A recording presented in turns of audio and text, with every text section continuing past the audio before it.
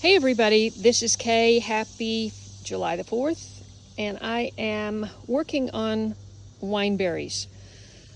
My friend Daryl has a huge area of wineberries in his huge garden, and he cut me some pieces. Wineberries have tenacious thorns, so you really need to do this job with some heavy-duty gloves, unless you want to get sore fingers. But I am cutting each one of these. First of all, I'm taking all the leaves off because they're going to dry up and die anyway.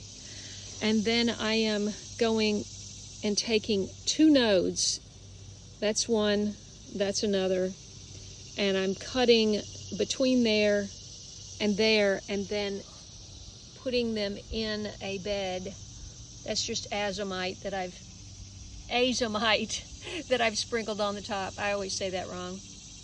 And when I was putting some soil, adding some extra soil to this, there was a whole big clump that had an ant colony in it. So the ants are still a little confused, hoping they just vacate. But I've got this is about 3 stems here. So I'm going to do this whole pile, and then I'm going to leave this in the shade until you start to see little roots coming at the bottom and just little pieces of green coming out, and you know that it's rooting and it took. And I'm also using, he doesn't, but I'm also using a root hormone.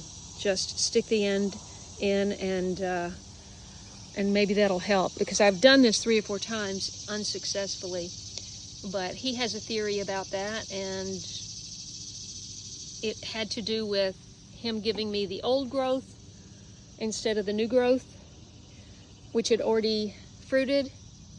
And so we're gonna try it one more time, and I will report back in. Have a wonderful holiday.